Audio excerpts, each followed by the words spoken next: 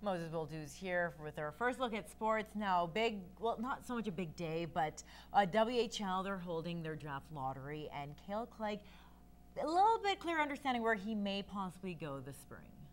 Just a little murky in the waters, but yes, he kind of figured out where he might be leaning to. Of course, the Bantam draft itself won't be held till May the 2nd in Calgary, but of course, the draft lottery meant the Regina Pats won the whole thing, but you can only move up 2 spots in the draft, and the Pats were 4th, but hey, they get a 2nd overall pick. Vancouver still getting the 1st one. Hey, Universal Heat's Kale Clague was keeping a close eye on the draft lottery. He'll most likely become the first Lloydminster product since Scott Hartnell back in '97 to go in the 1st round. Huge honor, you know, I just want to keep working. There's tons of work to be done, and the draft's one day, so you just got to keep moving forward from there.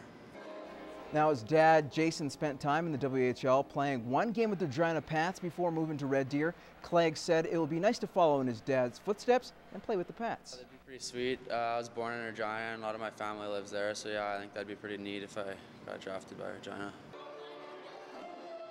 He, when it comes to the teams, and says he'll be happy wherever he ends up being drafted to and will be focusing on strengthening his skills.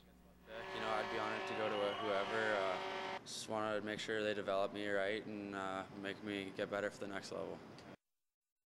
All right, well, good luck to him. It should be an interesting draft. Let's move on to curling. Both the men's and women's Lakeland curling teams were in Edmonton for the CKSA Nationals. Now, in the opening draws, the men faced Augustana College, while the ladies faced Red Deer. Now, the men would go back and forth, trading points with Augustana, tying it up in the 9th with a pair, only to have Augustana win it in 10, 6-5. Meanwhile, it was a rematch of the provincial bronze medal game where the Rustlers lost to Red Deer. This time, the ladies fared better in their opening draw with a steal of 4 in the 8th and en route to a 9-5 win. So to draw 2 this afternoon, the Rustlers men took on Grant McEwen. Unfortunately for the Rustlers, the Griffins, all too powerful, 11-4 after 8 ends.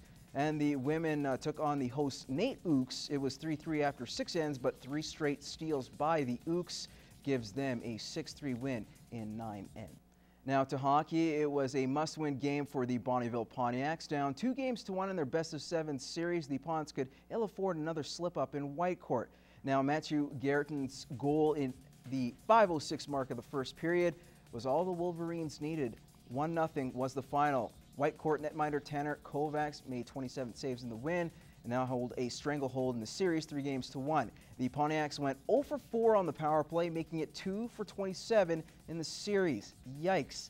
Bonnyville will be back on home ice this Friday in a must-win Game 5.